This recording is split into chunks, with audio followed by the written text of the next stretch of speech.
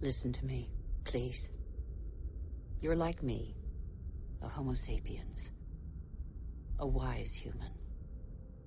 Life, a miracle in the universe, appeared around 4 billion years ago, and we humans, only 200,000 years ago.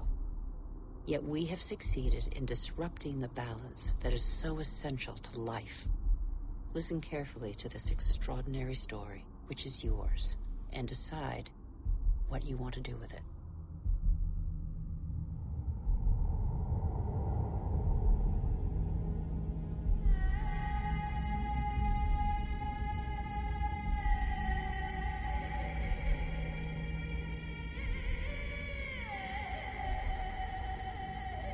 These are traces of our origins.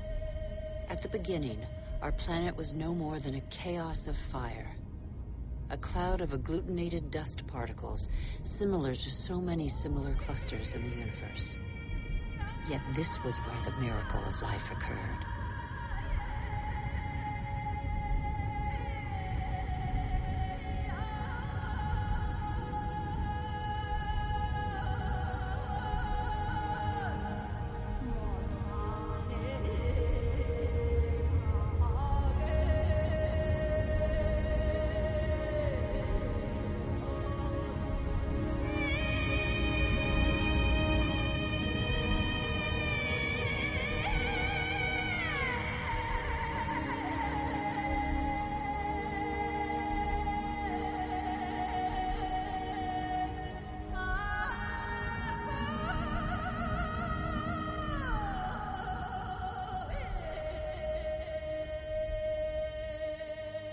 Today, life, our life, is just a link in a chain of innumerable living beings that have succeeded one another on Earth over nearly 4 billion years.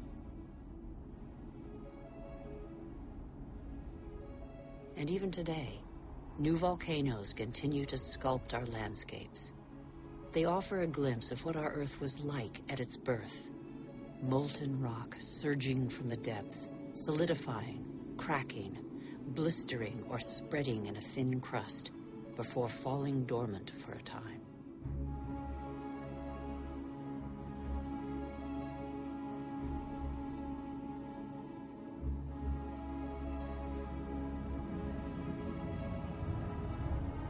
These wreaths of smoke curling from the bowels of the Earth bear witness to the Earth's original atmosphere, an atmosphere devoid of oxygen.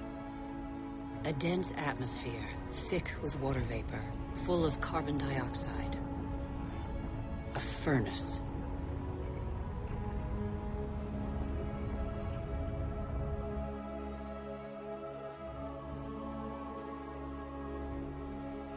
The Earth cooled. The water vapor condensed and fell in torrential downpours. At the right distance from the sun, not too far, not too near, the Earth's perfect balance enabled it to conserve water in liquid form. The water cut channels.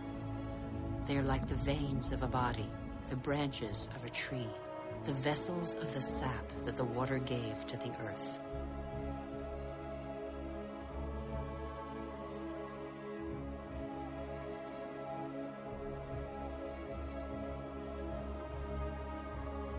The rivers tore minerals from the rocks and gradually added them to the fresh water of the oceans. And the oceans became heavy with salt.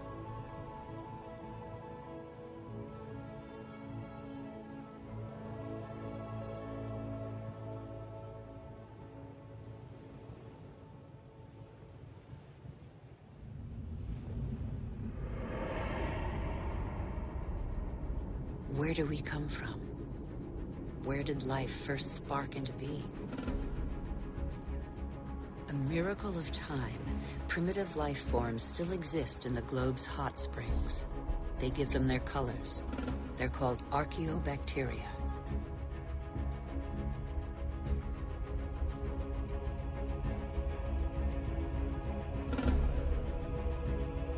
They all feed off the Earth's heat. All except the cyanobacteria, or blue-green algae. They alone have the capacity to turn to the sun to capture its energy. They are a vital ancestor of all yesterday's and today's plant species. These tiny bacteria and their billions of descendants changed the destiny of our planet. They transformed its atmosphere.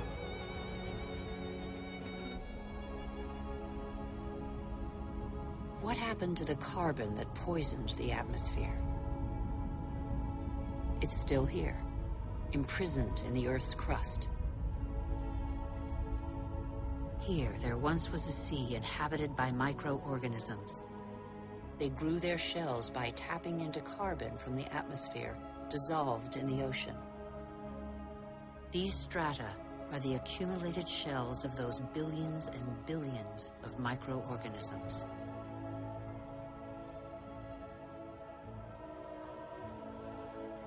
Thanks to them, the carbon drained from the atmosphere and other life forms could develop.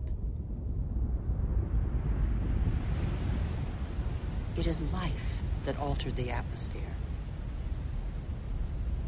Plant life fed off the sun's energy, which enabled it to break apart the water molecule and take the oxygen. And oxygen filled the air. The Earth's water cycle is a process of constant renewal. Waterfalls, water vapor, clouds, rain, springs, rivers, seas, oceans, glaciers. The cycle is never broken. There's always the same quantity of water on Earth.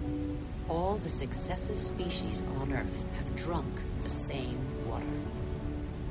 The astonishing matter that is water, one of the most unstable of all.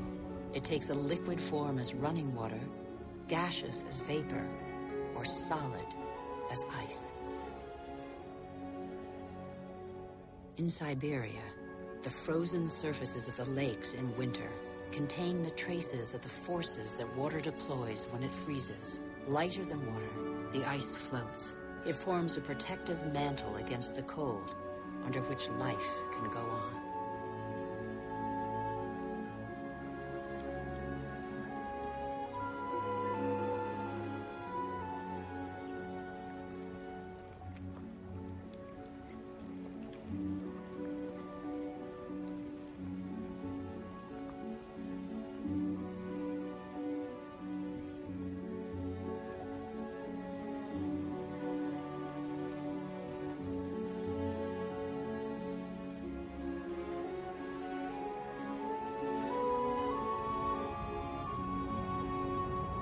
The engine of life is linkage. Everything is linked. Nothing is self-sufficient. Water and air are inseparable, united in life and for our life on Earth. Sharing is everything.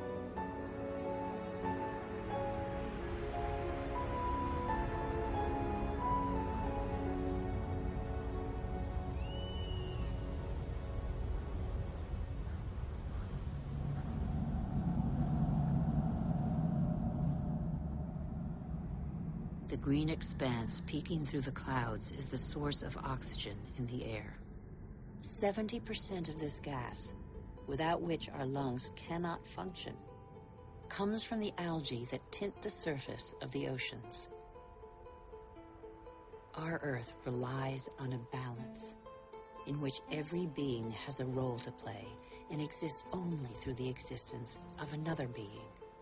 A subtle, fragile harmony that is easily shattered.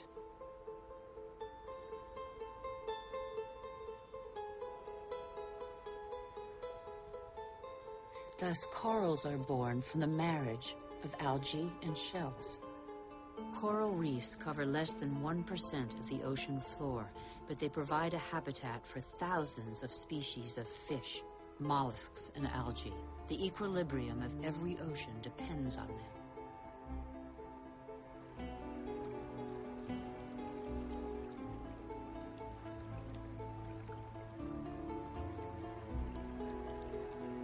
The Earth counts time in billions of years. It took more than 4 billion years for it to make trees.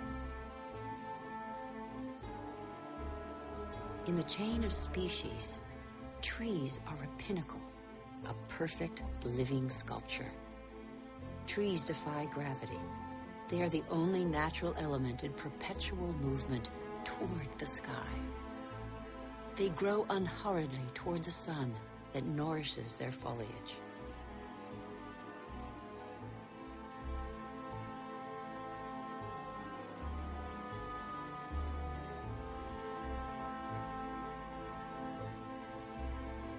They have inherited from those minuscule cyanobacteria the power to capture light's energy. They store it and feed off it, turning it into wood and leaves, which then decompose into a mixture of water, mineral, vegetable, and living matter.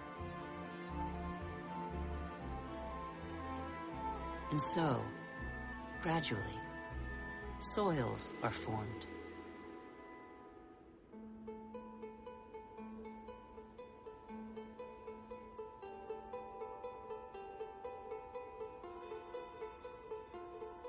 Soils teem with the incessant activity of microorganisms feeding, digging, aerating, and transforming. They make the humus, the fertile layer to which all life on land is linked.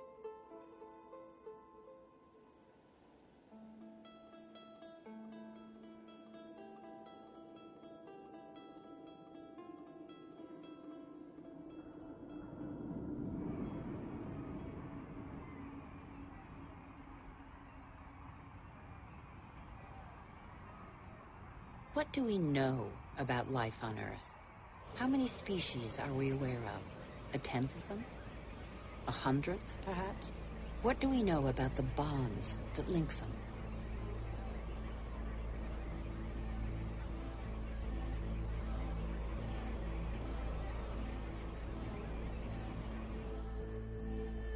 The Earth is a miracle.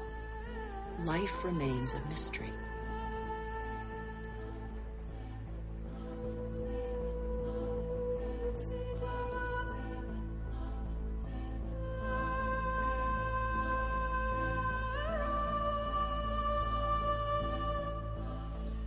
Families of animals form, united by customs and rituals that are handed down through the generations.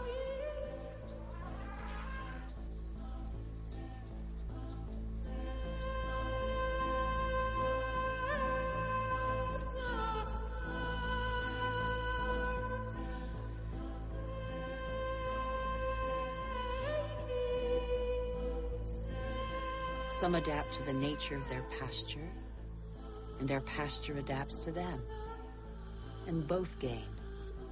The animal sates its hunger, and the tree can blossom again.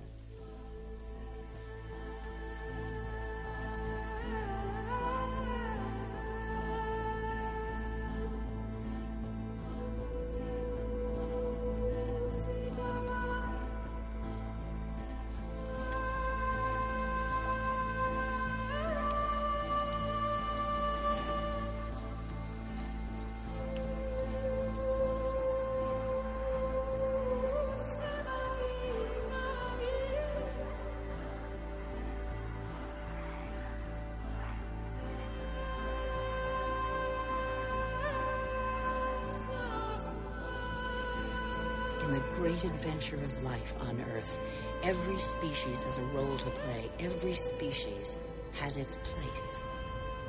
None is futile or harmful. They all balance out.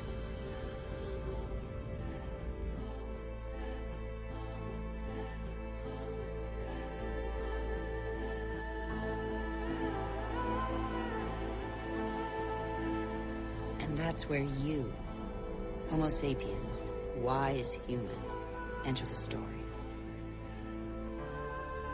You benefit from a fabulous 4 billion-year-old legacy bequeathed by the Earth.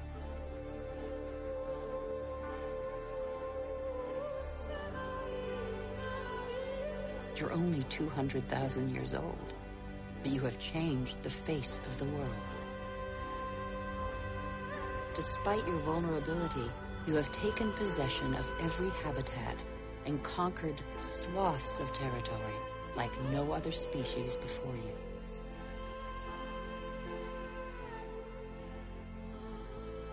After 180,000 nomadic years, and thanks to a more clement climate, humans settled down. They no longer depended on hunting for survival. They chose to live in wet environments that abounded in fish, game, and wild plants, there where land, water, and life combine.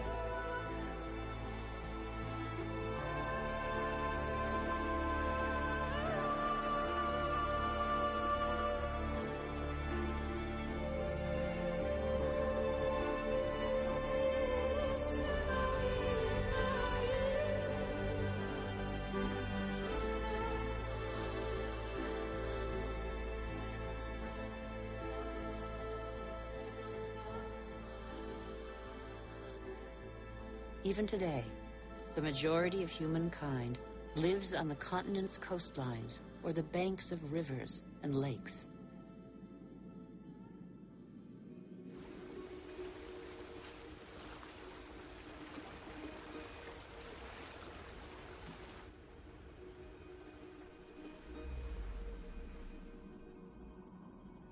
Across the planet, 1 person in 4 lives as humankind did 6,000 years ago.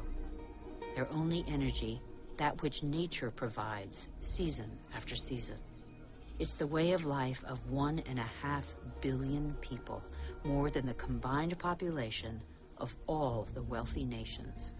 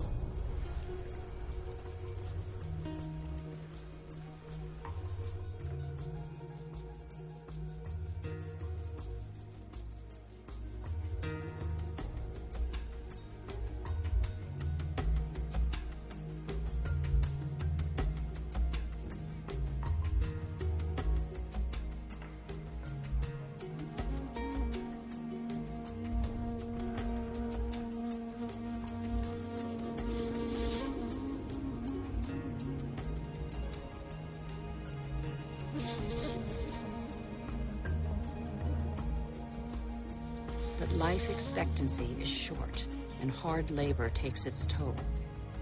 The uncertainties of nature weigh on daily life. Education is a rare privilege. Children are a family's only asset, as long as every extra pair of hands is a necessary contribution to its subsistence.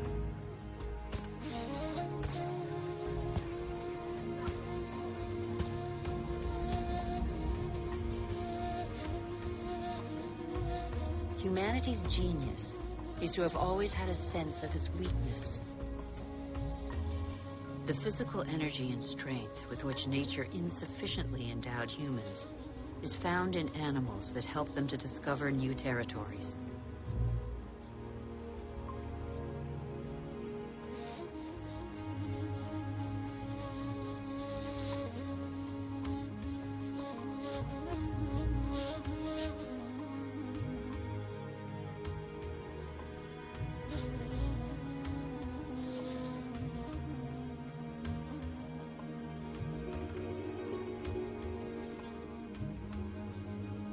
But how can you conquer the world on an empty stomach? The invention of agriculture turned our history on end. It was less than 10,000 years ago. Agriculture was our first great revolution.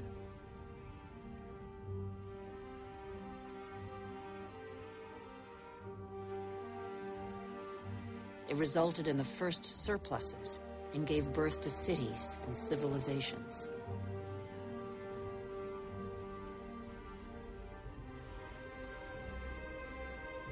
The memory of thousands of years scrabbling for food faded. Having made grain the yeast of life, We multiplied the number of varieties and learned to adapt them to our soils and climates.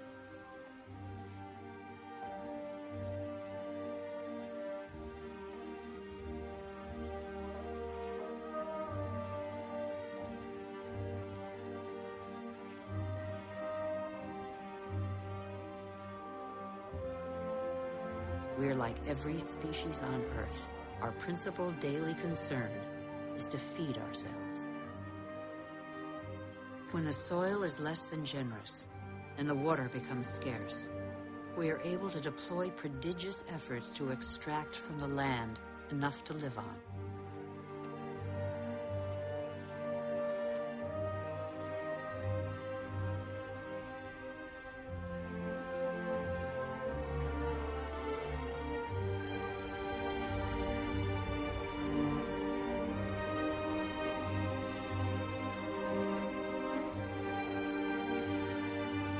Humans shape the land with the patience and devotion that the earth demands in an almost sacrificial ritual performed over and over.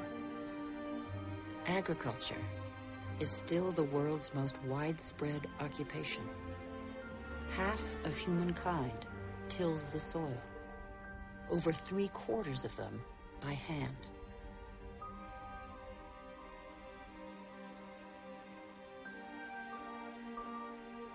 Agriculture is like a tradition handed down from generation to generation in sweat, graft, and toil, because for humanity, it is a prerequisite of survival.